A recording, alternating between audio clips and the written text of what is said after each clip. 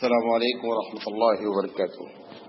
الحمد للہ رب العالمین والعاقبۃ للمتقین والصلاة والسلام علی رسولہ الکریم. اعوذ باللہ من الشیطان الرجیم. بسم اللہ الرحمن الرحیم. قال اللہ تعالی فی القرآن المجید والفرقان الحمید لقد كان لكم في رسول اللہ اسوۃ حسنہ. محترم حضرات، ہم نبی کریم صلی اللہ علیہ وسلم کے سیرت پر سیریل واز پروگرام کر رہے ہیں اور آج اس کا 121واں سیریل ہے. ہم گفتگو کر رہے ہیں مستقل نبی کریم صلی اللہ علیہ وسلم کی ان پیشین گوئیوں اور ان فتنوں کے بارے میں جو آپ نے ہم کو خبردار کیا، اور ہم آخری اپنے مرحلے میں ہیں جس میں نے آپ سے گفتگو کی تھی امام مہدی کے بارے میں کل، اور آج ہم انشاءاللہ بات کریں گے دجال کے بارے میں. ہم نے اس کو ترتیب اس لیے رکھا ہے کہ دجال سے پہلے عیسیٰ ہوں گے، اور نہیں، عیسیٰ سے پہلے مہدی ہوں گے، اور مہدی کے بعد دجال آئیں گے. دجال جب آئے گا اس کو قتل کرنے کے لیے عیسیٰ آئیں گے. تو عیسیٰ علیہ السلام کو ہم اس کے بعد ذکر کریں گے. کل تک جو ہم نے آپ کو ذکر کیا تھا امام مہدی کے بارے میں بات کی تھی. دجال کے آنے سے پہلے کچھ اور نشانیاں بھی اللہ کے رسول صلی اللہ علیہ وسلم نے بتائی ہیں، اور وہ اس وقت بہت حد تک ہم سے قریب ہیں. ایک حدیث میں اللہ کے رسول صلی اللہ علیہ وسلم نے فرمایا، اس کو احمد بن حنبل نے روایت کیا ہے، آپ نے فرمایا کہ جب دجال کے آنے کا دن قریب ہو جائے گا تو علماء ممبر سے اس کے بارے میں بات کرنا بند کر دیں گے. تقریریں ہوں گی، بہت موضوع پر تقریریں ہوں گی، لیکن دجال کے بارے میں ممبر و محراب سے جیسی گفتگو ہونا چاہیے وہ گفتگو ہونا بند ہو جائے گی. وہ ہم دیکھ رہے ہیں کہ آپ کو بھی بہت کم معلوم ہے، اور ہم بھی مطالعہ نہیں کریں تو ہمیں بھی نہیں معلوم ہے. ایک دوسری حدیث آپ نے فرمایا کہ دجال کے سے پہلے، یہ لفظ تو نہیں استعمال کیا کہ دجال سے پہلے، لیکن حدیث میں یہ آیا کہ عنقریب واٹر لیول نیچے چلا جائے گا. پانی کا جو لیول ہے، جو الفاظ استعمال کیے گئے وہ اذا غارت العیون، جبکہ واٹر لیول کیا ہو جائے گا؟ نیچے چلا جائے گا. پوری دنیا میں اس وقت یہ صورتحال ہے کہ واٹر لیول کیا ہو رہا ہے؟ نیچے جا رہا ہے. پھر آپ نے فرمایا کہ بہت بڑی بڑی ندیاں خشک ہو جائیں گی اور پانی جو ہے وہ اس میں نہیں ہوگا. یہ کیفیت بھی ہمارے سامنے ہے. اور تیسری آپ نے فرمایا کہ گرینری بہت کم ہوں گی. آپ دیکھیں کہ مستقل گورنمنٹ اس پر کوشش کر رہی ہے کہ لوگ جنگلات نہیں کاٹیں اور گرینری کا اہتمام کیا جائے، لیکن دن پر دن کیا ہو رہا ہے؟ وہ معاملہ کم ہوتا جا رہا ہے. یہ بھی دجال کے آنے سے پہلے کی نشانیوں میں سے ایک نشانی ہے. ایک حدیث اور اللہ کے رسول فرمایا کہ زمین کا ٹمپریچر بڑھ جائے گا. الفاظ جو استعمال کیے کہ اشتد حر الارض، زمین کا جو ٹمپریچر ہے. اب آپ دیکھیں کہ پچھلے 2 دن سے جو ہبلی میں گرمی ہوئی ہے وہ فروری میں گرمی نہیں ہوتی عموماً، لیکن یہ ایسے پوری دنیا میں ایسے حالات ٹمپریچر کے چینج ہوں گے. وہ نبی کے انسان فرما رہے ہیں کہ زمین کا ٹمپریچر کیا ہو جائے گا؟ وہ بڑھ جائے گا. پھر آخری بات جو اس کی پہچان میں سے ہے، جو کل ہم نے آپ کو بات کیا تھا کہ امام مہدی جب چارج سنبھال لیں گے تو دمشق پر جو ہے وہ قبضہ کریں گے، اور کرنے کے بعد پھر جو ہے قسطنطنیہ پر آپ جو ہے وہ حملہ کریں گے، قسطنطنیہ کو اپنے کنٹرول میں کریں گے. کل غالباً میں نے یہ بات کہی تھی کہ وہ پوری دنیا پر کنٹرول کر لیں گے. یہ بات میں نے غلط کہی، آپ اس کو کریکشن کریں. یہ حالات خراب رہیں گے، حالات کو کنٹرول کرنے کی کوشش کرتے رہیں گے. جہاں پر ان کا دباؤ ہوگا وہاں پر یہ جیتیں گے. امام مہدی کی ہار کی کوئی گنجائش نہیں ہے، لیکن پورا کنٹرول جو ہے وہ حضرت عیسیٰ علیہ السلام ہی پوری دنیا پر کریں گے. تو یہ مختصر ہے جو کہ دجال کے آنے سے پہلے کی بات ہے. اچھا، اب سنیے دجال کے بارے میں. یہ ایک بڑا اہم سوال ہے کہ دجال کب پیدا ہوا ہے، دجال پیدا ہے یا کہ کوئی شے ہے جو آلریڈی شیطان کی طریقے سے پہلے سے موجود ہے. کیونکہ نبی کریم صلی اللہ علیہ وسلم فرماتے ہیں کہ ہر نبی نے اپنی امت کو دجال کے بارے میں ڈروایا. اب سوال یہ ہے کہ اگر ہر نبی نے اپنے امت کو دجال سے ڈرایا تو دجال کی پیدائش پھر انسان سے پہلے کی ہے. بات سمجھے میری؟ اچھا، پوری صحیح حدیث یا ضعیف حدیث میں کہیں یہ نہیں لکھا ہوا ہے کہ دجال پیدا ہوگا، اس کے باپ کا کیا نام ہوگا. جیسے میں نے مہندی کے بارے میں آپ کو پورا نسب نامہ بتایا، دجال کے بارے میں کوئی حدیث ہمارے پاس موجود نہیں ہے جس میں اس کا ذکر کیا ہو اللہ کے رسول نے کہ وہ پیدا ہوگا. ابھی ایک کتاب لکھی گئی ہے اردو میں، عربی میں اس کے پہلے بھی لکھی جا چکی ہے، برمودا ٹرائنگل. ان کا کہنا یہ ہے کہ صاحب یہ ایک شیطان ہی ہے جو انسان سے پہلے موجود ہے. اللہ کے رسول صلی اللہ علیہ وسلم کے زمانے میں ایک واقعہ پیش آیا، غور سے سنیے گا اس کو. یہ روایت مسلم شریف کی ہے اور آپ کو معلوم ہے کہ بخاری اور مسلم میں کوئی حدیث ضعیف موجود نہیں ہے. مسلم شریف کی روایت ہے کہ نبی کریم صلی اللہ علیہ وسلم نے ایک دن اعلان کیا کہ لوگوں مسجد میں جمع ہو جاؤ. لوگ جمع ہو گئے. اللہ کے رسول نے پوچھا تم کو معلوم ہے میں نے تم لوگوں کو کیوں جمع کیا ہے؟ میں نے کہا رسول ہمیں تو معلوم نہیں کہ آپ نے کیوں جمع فرمایا ہے. کہا میں تم کو جس مقصد کے لیے جمع کیا ہے وہ یہ ہے کہ تمہیں معلوم ہے کہ تمیم دارمی یہ عیسائی تھے اور بعد میں مسلمان ہوئے ہیں. انہوں نے ہم کو ایک واقعہ بتایا ہے اور وہ واقعہ وہ بتایا انہوں نے جو ہم تم کو اس سے پہلے بتاتے رہتے تھے دجال کے بارے میں. تو تم لوگوں کو میں بتانا چاہتا ہوں کہ تمیم دارمی نے مجھ کو کیا بتایا اور جو بتایا وہ سچ بتایا. ٹھیک ہے. اب وہ تمیم دارمی اپنا واقعہ بیان کرتے ہیں نبی صلی اللہ علیہ وسلم سے، لیکن اس وقت تمیم دارمی نے نہیں بیان کیا. آپ ممبر پر گئے، مسکراتے رہے، صحابہ سے سوال کیا، آپ صحابہ خاموش رہے. آپ نے فرمایا کہ میں تمیم دارمی کی اس بات کو نقل کرنے جا رہا ہوں جو تمیم دارمی نے اسلام لانے کے بعد مجھ سے بیان کیا ہے. یہ مسلم کی روایت ہے پوری، بہت لمبی حدیث ہے، میں اس کو مختصر کر رہا ہوں. اللہ کے رسول فرماتے ہیں کہ تمیم دارمی نے کہا کہ میں ایک سفر پہ نکلا. ہم لوگ 30 آدمی تھے، سمندری سفر پہ نکلے، 30 آدمی تھے. کچھ دور ہم جو ہے کشتی سے گئے تھے کہ طوفان آ گیا سمندر میں. اچھا، بادبانی کشتیاں ہوتی تھی، ہوا کے سہارے چلتی تھی وہ کشتیاں. وہ کشتی جب طوفان کی زد میں آئی تو اس نے اپنا رخ کیا کیا، ان کو جدھر جانا تھا اب ان کو پتہ ہی نہیں چل رہا ہے کہ کشتی کہاں جا رہی ہے.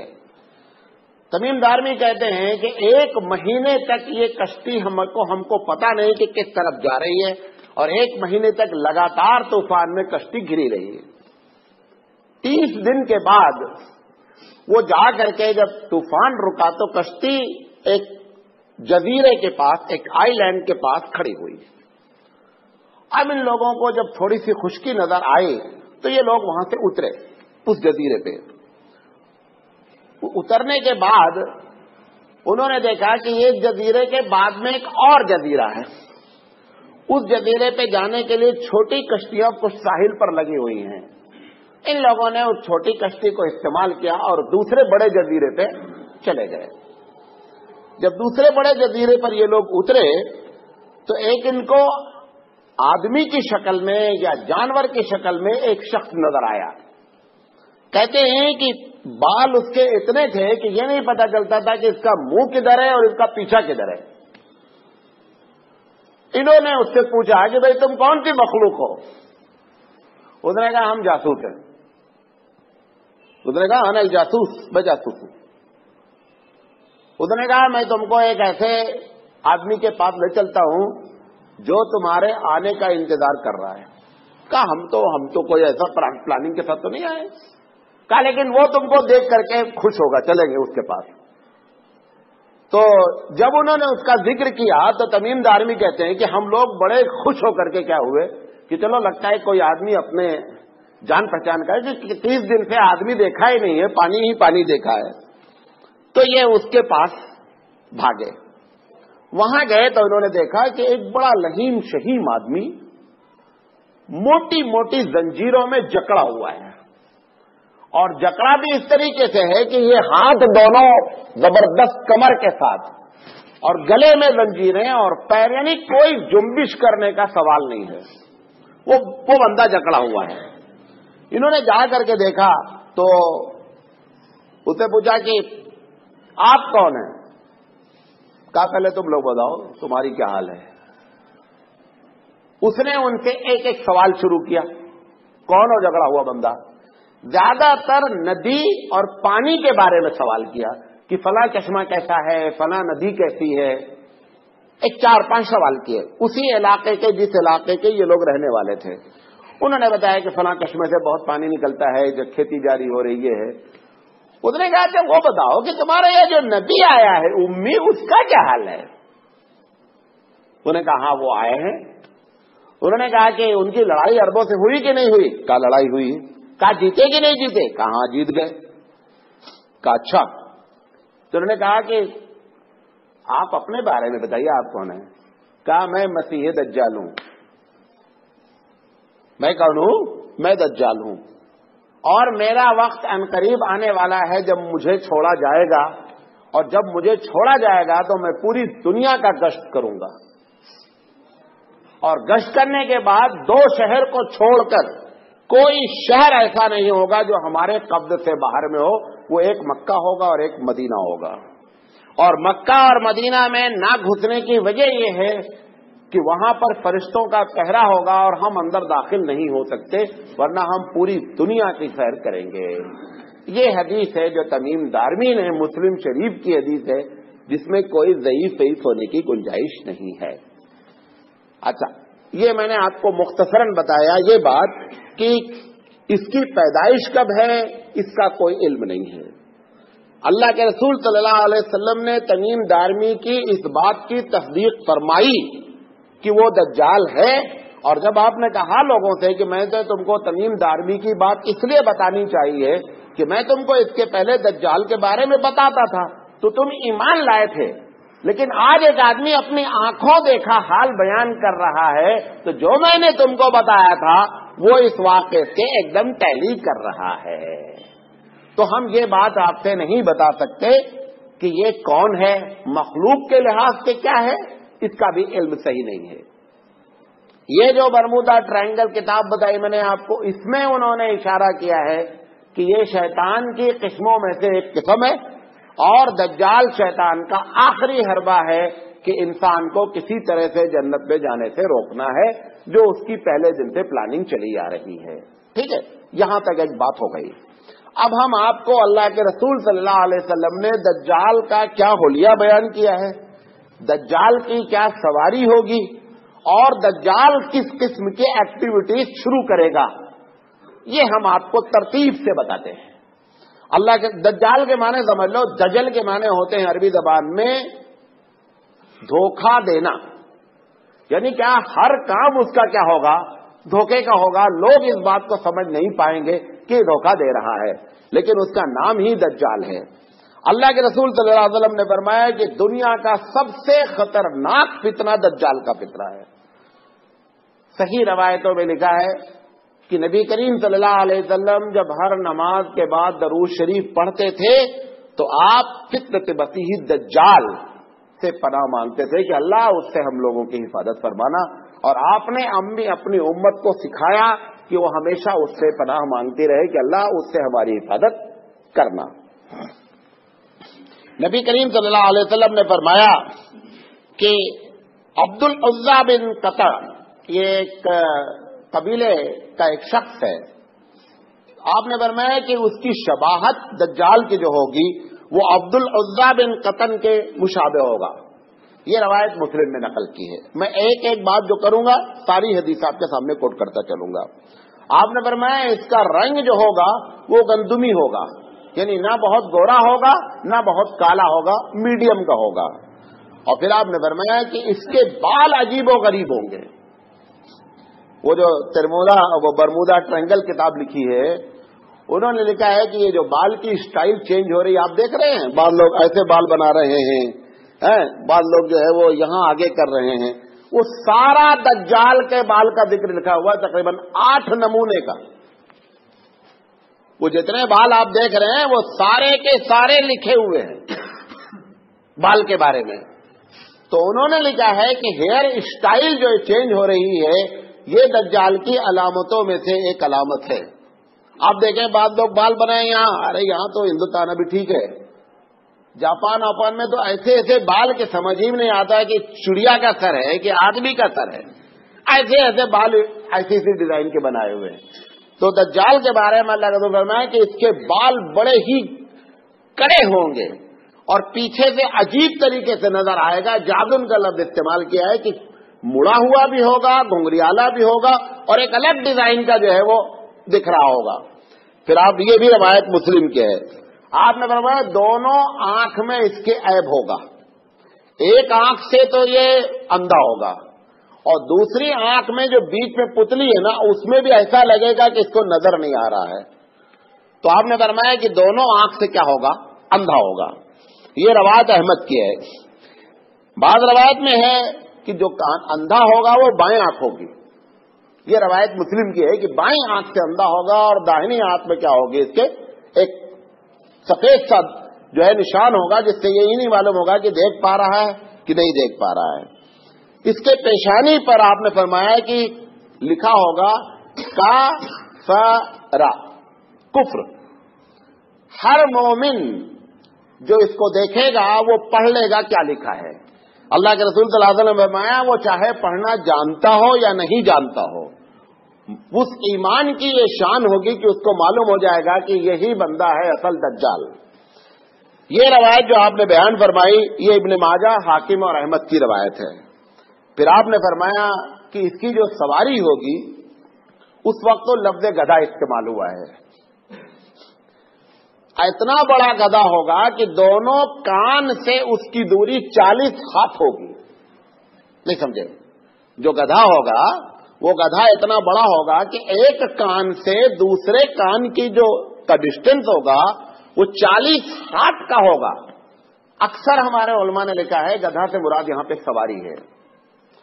یہ جو آپ دیکھ رہے ہیں اڑن تشتری، اڑن تشتری کے بارے میں ان کا کہنا یہ ہے برمودا ٹرینگل والوں کا کہ اڑن تشتری حقیقت میں دجال کی سواری ہے، کیونکہ اڑن تشتری کی بھی جو اسپیڈ ہے نا، دوسری حدیثوں میں آتا ہے کہ اتنی تیز اسپیڈ ہوگی کہ آدمی کی نگاہ نہیں پہنچے گی کہ بندہ پہنچ جائے گا۔ تو یہ جو اڑن تشتری کو اب تک جو پورے سائنسداں پیچھے لگے ہوئے ہیں، اس کو فالو کرنا چاہتے ہیں، اس کو پکڑنا چاہتے ہیں، وہ ان کی پکڑ سے کیا ہوتی ہے؟ باہر ہوتی ہے اور وہ چاروں طرف چلتی ہے۔ جیسے جہاز ایسے جا رہا ہے، جہاز کے اندر یہ نہیں کہ آپ کھٹ سے ریورس گیئر مار دیں پیچھے آ جائے، یہ جو اڑن تشتری ایسے بھی چلتی، ایسے بھی چلتی، ایسے بھی چلتی، پیچھے بھی چلتی ہے۔ تو کبھی اگر یہ راڈار کے قریب آتی بھی ہے تو اتنی تیزی سے پیچھے بھاگتی ہے کہ اس کو پکڑا نہیں جا سکتا۔ تو اب یہ جو سواری 40 گز جو ونگز ہوتے ہیں جہاز کے، جو کان کی طریقے سے جو ونگز ہوتے ہیں جہاز کے، یہ بہت بڑی سواری ہے۔ 40 ہاتھ آج بھی نہیں ہوتا وہ، یہ اس وقت دنیا اور آگے بڑھی ہوگی، یہ اس کی سواری ہوگی جو اللہ کے رسول صلی اللہ علیہ وسلم نے فرمایا۔ یہ بھی احمد کی روایت ہے۔ مسلم شریف کی روایت ہے کہ اس کی رفتار بادل کے مانند ہوگی، بہت تیز، اور اندازہ نہیں کیا جا سکتا۔ بعض حدیثوں میں یہاں لفظ استعمال کیا گیا اتنی تیز چلے گا، ایسا لگے گا کہ زمین جو ہے مینڈھے کو ذبح کرنے کے بعد جیسے اس کی کھال لپیٹ دی جاتی ہے، ایسے زمین کو اس کے لیے کیا کر دیا گیا ہے؟ فولڈ کر دیا گیا ہے، اور وہ ایک جگہ سے دوسری جگہ پہ کیا ہو رہا ہے؟ سفر کر رہا ہے۔ پھر آپ نے فرمایا کہ پوری دنیا کا دورہ کرے گا، پوری دنیا کا دورہ کرے گا۔ ابن ماجہ نے اس کو نقل کیا، مسلم نے نقل کیا کہ جس وقت یہ دورہ کرے گا پوری دنیا میں خلفشار۔ ابھی ہم بتا رہے ہیں کہ یہ ایکٹیویٹیز کیا ہوگی، وہاں پہ ہم ذکر کرتے ہیں۔ پوری دنیا کا دورہ کرے گا۔ ابھی میں نے بتایا جیسے اللہ کے رسول اس نے خود بھی بتایا کہ میں مکہ اور مدینے میں داخل نہیں ہو پاؤں گا۔ اللہ کے رسول صلی اللہ علیہ وسلم نے بھی فرمایا، ابن ماجہ کی روایت ہے کہ یہ مکہ اور مدینے میں داخل نہیں ہو پائے گا، فرشتوں کی حفاظت میں ہوگا۔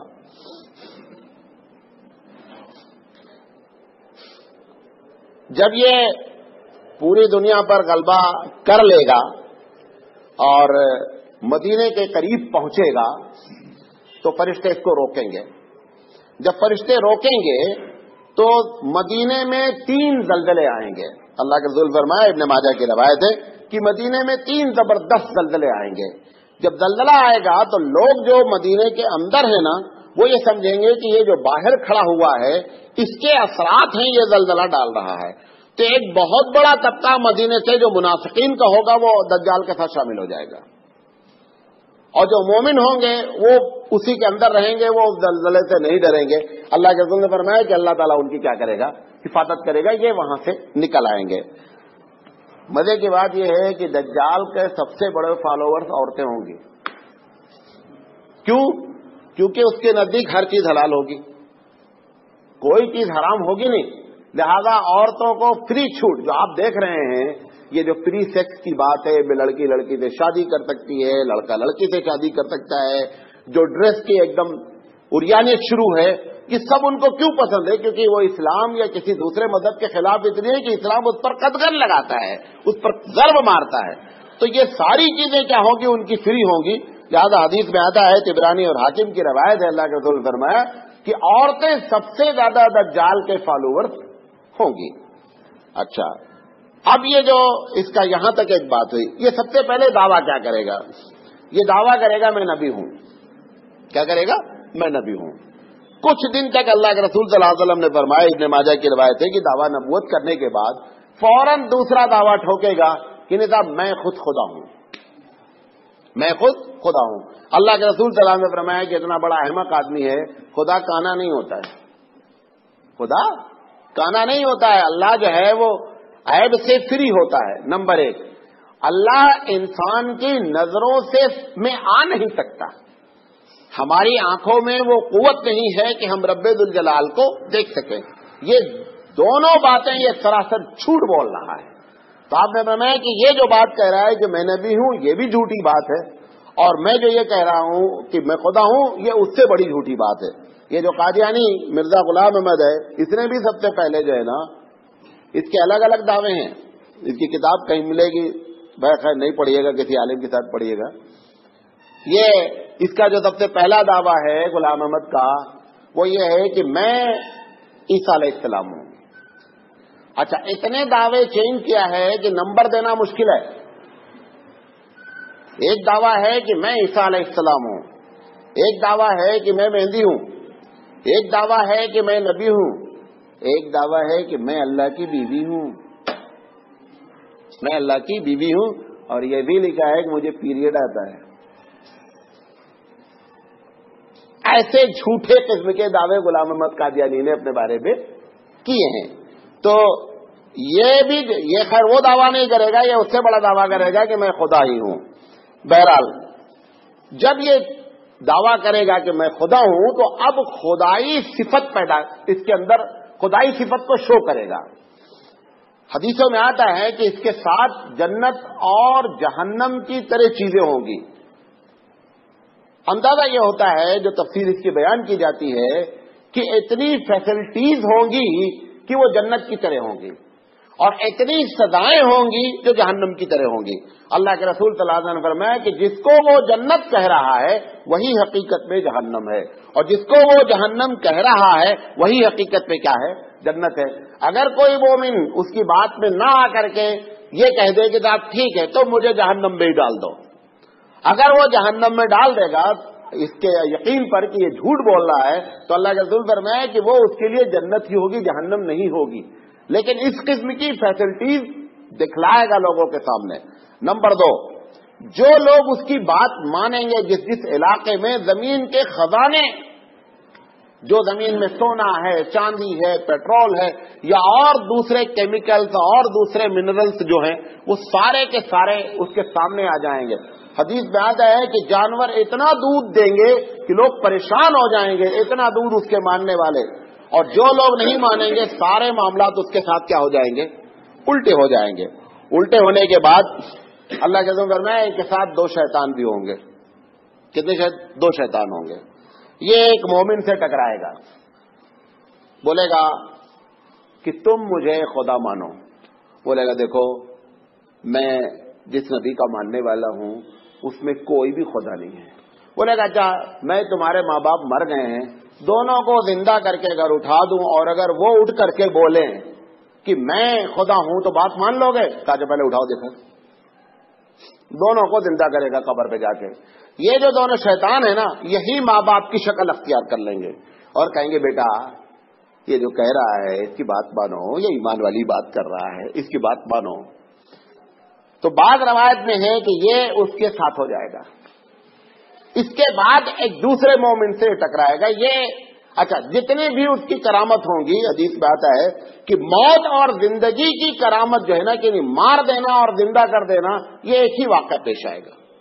یہ جو میں واقعہ بیان کرنے جا رہا ہوں, جو میں نے ابھی اس کے پہلے واقعہ بیان کیا یہ ابن ماجہ کا ہے, اور اب جو واقعہ بیان کرنے جا رہا ہوں یہ مسلم شریف کا ہے.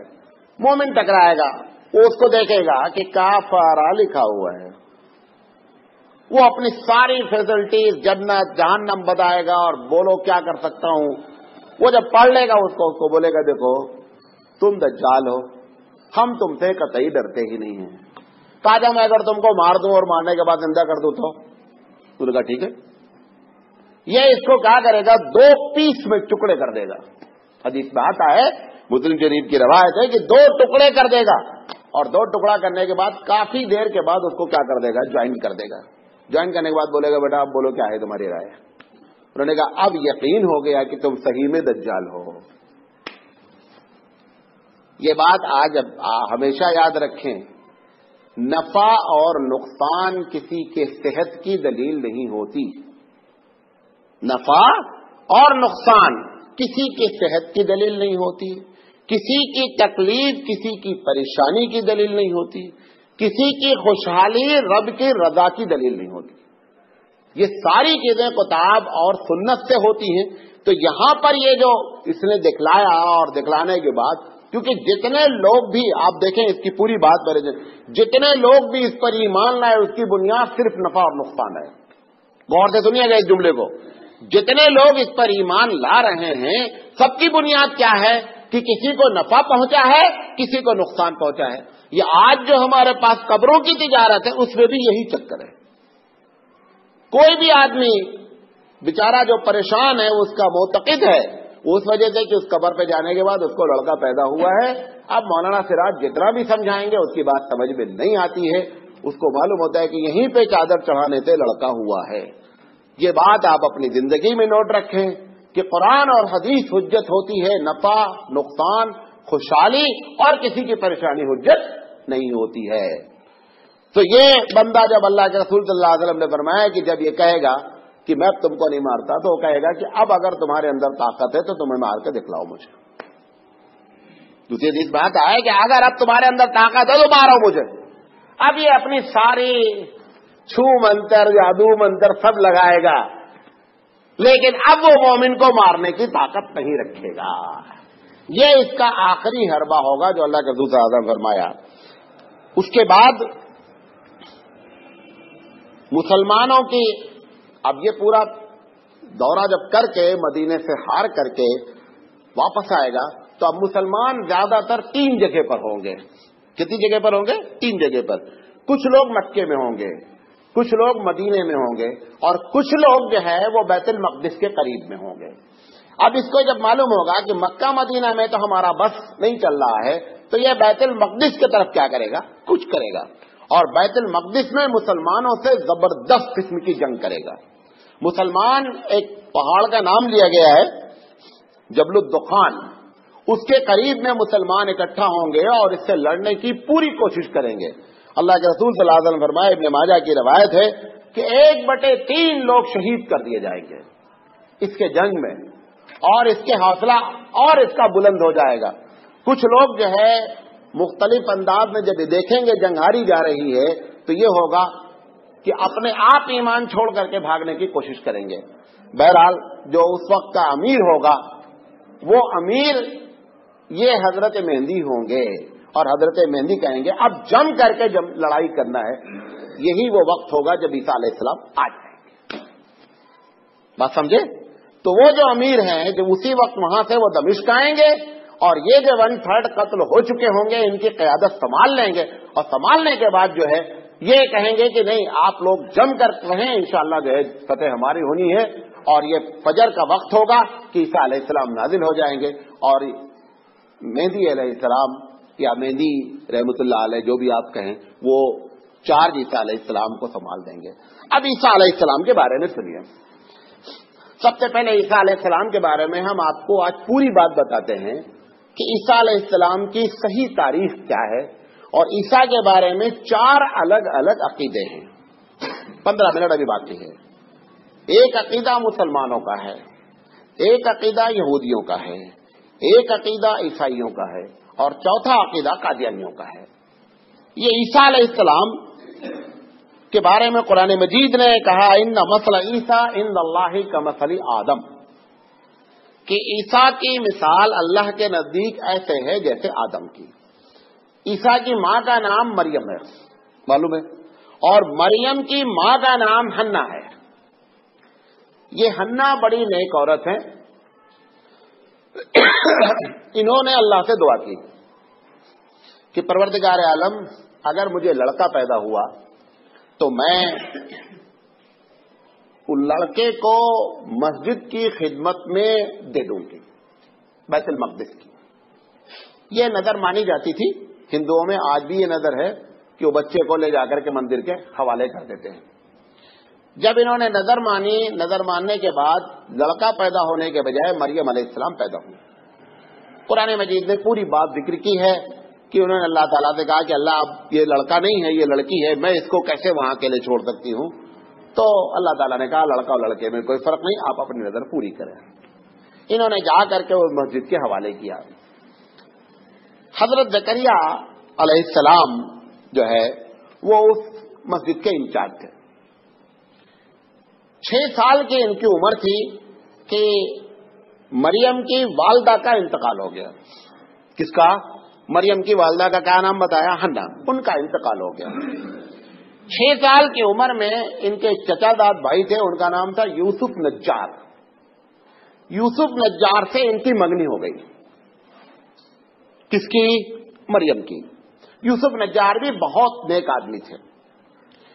اس کے بعد کچھ دن کے بعد جب ان کی عمر 12 سال کی ہوئی تو یوسف نجار ان کو لے کر کے ایک شہر تھا ناصرہ, اسی سے نصرانی بنا ہے, وہاں پہ لے کر کے گئے رہنے کے لیے. لیکن ان کے وقت کے جو پادری تھے یا جو مذہبی لوگ تھے انہوں نے یوسف حنا سے یہ بات کہی تھی کہ تم ان سے اس وقت تک قربت حاصل نہیں کرنا جب تک کہ ہم تم کو اجازت نہیں دیں گے, جس کو مہورت آپ کہتے ہیں, مہورت نکالنا, کہ جب ہم مہورت نکال کر بتائیں گے تب تم میاں بیوی کی حیثیت سے رہنا, ایک ساتھ رہ رہے ہو ٹھیک ہے, لیکن آپ ان کی دیکھ بھال کریں, ان کے ساتھ جو ہے وہ بیوی کے طریقے سے نہیں رہے جب تک کہ تمہاری مہورت صحیح نہیں ہو. اسی درمیان میں 12 سال کی عمر کے بعد کا واقعہ پورا قرآن میں ذکر ہے کہ یہ نہا کر کے اپنے کمرے میں آئیں. اسی درمیان میں ایک انسانی شکل میں فرشتہ ان کے سامنے ظاہر ہوا. جب انہوں نے دیکھا, چونکہ نیک عورت تھی, پاک دامن عورت تھی, انہوں نے ان کو دیکھ کر کے گھبرا گئی کہ یہ کون بندہ یہاں آ گیا. تو انہوں نے اس کو قسم دلائی کہ تم یہاں کہاں, اور میں جو ہے وہ ایک عورت ہوں, تم اکیلے کمرے میں آ گئے. تو انہوں نے کہا میں فرشتہ ہوں اور میں تم کو بتانے آیا ہوں کہ تم کو ایک لڑکا پیدا ہوگا. یہ گھبرا گئی. انہوں نے کہا میرا کسی سے کوئی تعلق نہیں ہے, ولم یمسسنی بشر, مجھے آج تک کسی آدمی نے چھوا تک نہیں ہے. انہوں نے کہا جو کچھ بھی ہو ہونا یہی ہے. اس کے بعد جبریل علیہ السلام نے ایک پھونک ماری ان کو. بعض لوگ کہتے ہیں گریبان میں پھونک ماری دور سے, اور اس کے بعد حضرت مریم حاملہ ہو گئی. اب جب حضرت مریم حاملہ ہو گئی تو تھوڑے دن کے بعد یہ بات یوسف نجار کو معلوم ہو گئی جس سے ان کی منگنی ہوئی تھی. کون تھے دنیا کا؟ اب انہوں نے جب آثار پریگننسی کے دیکھے تو یوسف نجار نے جو ہے وہ اپنا منہ پیٹ لیا کہ اب میں کیا کروں. ایک روایت میں ہے, ایک روایت میں یہ ہے کہ روح المانی نے جس کو نقل کیا ہے کہ یوسف نجار نے ان کی اس حالت کو دیکھ کر کے ان کے ساتھ کہیں بیٹھے ہوئے تھے، تو انہوں نے کہا کہ میں آپ سے ایک سوال کرنا چاہتا ہوں جو ہمارے دل میں بہت کھٹک رہا ہے۔ تو انہوں نے کہا آپ سوال کریں۔ کیا سوال ہے؟ انہوں نے کہا کیا یہ ممکن ہے کہ کھیت میں سے پودا نکلے بغیر بیج کے؟ یہ سوال کیا ان سے۔ تو مریم علیہ السلام نے کہا کہ ہاں ممکن ہے، کیونکہ جو پہلا پودا نکلا ہوگا وہ بغیر بیج ہی کے نکلا ہے۔ اچھا، اب ان کو یہ ہوا کہ ہمارا اصل سوال معلوم نہیں ان کو کلک کیا کہ نہیں کیا۔ انہوں نے دوسرا سوال کیا کہ کیا کوئی بچہ پیدا ہو سکتا ہے بغیر باپ کے؟ انہوں نے کہا آدم پیدا ہوئے۔ تیسرا سوال انہوں نے ڈائریکٹ ان سے کر دیا کہ آپ کے بارے میں، انہوں نے کہا تب انہوں نے پورا واقعہ بیان کیا، اور بیان کرنے کے بعد بتایا کہ یہ واقعہ پیش ہے۔ یہ روح المعانی میں لکھا ہے۔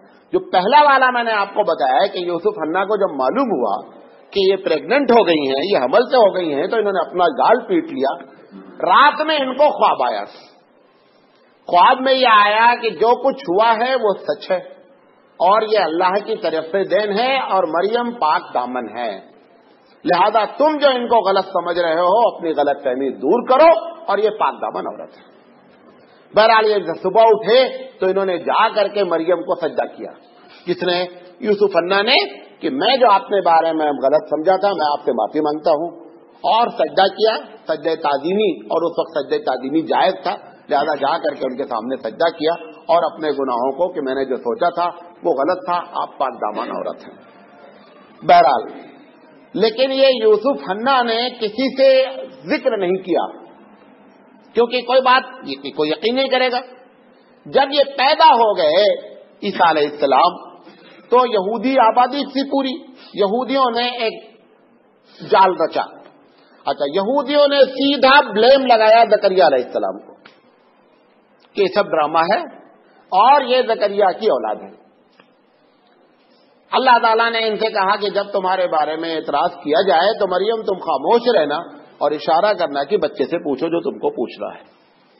خیر، جب یہ 1 دن یا 2 دن بعد روایت میں 7 دن کا بچہ ہو گیا، اور پورے محلے والے، کیونکہ اب یہ ایک پاک دامن عورت مشہور تھی، نظر مانی ہوئی تھی، مسجد میں رہتی تھی، تو اس وجہ سے ہنگامہ زیادہ ہو گیا۔ یہودی بھی اکٹھا ہو گئے، سب نے پوچھا، مریم علیہ السلام خاموش، اور انہوں نے اشارہ کیا کہ آپ اس بچے سے پوچھیں۔ انہوں نے کہا کہ ہم بچے سے کیسے پوچھیں، بچہ کوئی بات کرتا ہے۔ اتنے میں عیسیٰ علیہ السلام بول پڑے، انی عبداللہ، کہ میں اللہ کا بندہ ہوں۔ جب یہ بات سنی تو جو لوگ وہاں موجود تھے، خیر وہ تو فوراً سرنڈر ہو گئے کہ نہیں صاحب یہ پاک دامن ہے، اور یہ بچے نے خود گواہی دے دی ہے۔ اس طریقے سے عیسیٰ علیہ السلام، اس کے بعد عیسیٰ پھر جب دوبارہ بولے تو جیسے عام طور پر بچے بولتے، ایسا نہیں کہ اس دن سے بولنا انہوں نے شروع کر دیا، وہ ایک ہی جملہ یا 2 جملے بول کر کے خاموش ہو گئے۔ اس کے بعد نارمل جب ان کی زندگی ہوئی، جیسے 3 سال 3.5 سال کے بعد بچہ بولتا ہے، اس کے بعد عیسیٰ علیہ السلام نے گفتگو شروع کی۔ اب عیسیٰ علیہ السلام نے جب تبلیغ شروع کی، 30 سال کی عمر میں ان کو کیا کہتے ہیں نبوت ملی، کیونکہ ہر نبی اپنے ماں قبل کی کتاب کے کریکشن کو کریکٹ کرتا ہے کہ تمہاری کتاب میں یہ ایرر آیا ہے، یہ غلطی آئی، اس کو کریکشن کرو۔ یہودیوں نے کہا کہ ہمارے نبی نے کہا تھا کہ دو مسیح آئیں گے، غور سے سنیے گا، 2 مسیح آئیں گے۔ اچھا، اتفاق سے عیسیٰ علیہ السلام کا ٹائٹل بھی مسیح ہے اور دجال کا ٹائٹل بھی مسیح ہے، نہیں سمجھے؟ مسیح دجال بھی کہا جاتا ہے اور عیسیٰ مسیح بھی کہا جاتا ہے، دونوں کی وجہ بھی سمجھ لو، دونوں کو مسیح کیوں کہا جاتا ہے۔ اس کو جو دجال کو مسیح کہا جاتا ہے، مسیح کے معنی ہوتے ہیں رب کرنا، ٹچ کرنا، تو اس کی آنکھ پوچھ دی گئی ہے نا، آنکھ اللہ تعالیٰ پوچھ دیا ہے، اس لیے اس کا ٹائٹل ہے مسیح، مطلب آنکھ کا پوچھا ہوا، ٹھیک ہے۔ عیسیٰ علیہ السلام کو مسیح اس لیے کہتے ہیں کہ عیسیٰ علیہ السلام جب کسی بیمار کو یا کسی کوڑھی کو یا برس والے کو اگر چھو دیتے تھے، رب کر دیتے تھے، تو اس کی بیماری کیا ہوتی تھی؟ ختم ہو جاتی تھی۔ اس بنیاد پر ان کو مسیح کہا گیا ہے۔ تو دونوں لفظ مسیح ہیں لیکن میننگ الگ الگ ہے۔ یہودیوں نے کہا کہ جو ہمارے نبی نے کہا ہے، کیونکہ نبی کے مطابق کیا فرمایا تھا کہ ہر نبی نے دجال کے بارے میں اپنی امت کو بتایا ہے، تو موسیٰ علیہ السلام نے بھی یقینی بات بتایا ہے۔ تو انہوں نے کہا کہ موسیٰ علیہ السلام نے دو مسیح کے بارے میں کہا تھا کہ ایک مسیح گمراہ کرنے والا ہوگا اور ایک مسیح بڑا نیک ہوگا، یہ گمراہ والا ہے۔ کس کو؟ عیسیٰ علیہ السلام کو انہوں نے کہا یہ گمراہ والا ہے، یہ اس طریقے سے پیدا ہوا ہے اور یہ موسیٰ علیہ السلام کی شریعت کا کریکشن کرتا ہے، لہذا یہ گمراہ ہے۔ یہی وجہ ہے کہ اب ان کے پاس کوئی چوائس نہیں ہے، دجال کو سپورٹ کرنا ہی کرنا ہے، کیونکہ دو مسیح آنے تھے، ایک گمراہ ایک اچھا، لہذا اسی لیے دجال کا سب سے بڑا سپورٹر یہودی ہوگا۔ بات سمجھ میں آ گئی میں جو کہنا چاہ رہا ہوں آپ کو؟ تو اب جب دجال ہوگا تو اسی لیے حدیث میں آتا ہے کہ عورتیں سب سے زیادہ سپورٹ میں آئیں گی، اور دوسری روایت ہے جو میں بھول گیا تھا وہ اتفاق سے یاد آ گئی کہ دوسرے ان کے سپورٹر سب سے زیادہ یہودی ہوں گے۔ تو اب یہودیوں کو تو سپورٹ کرنا ہی کرنا ہے، کیونکہ ایک کو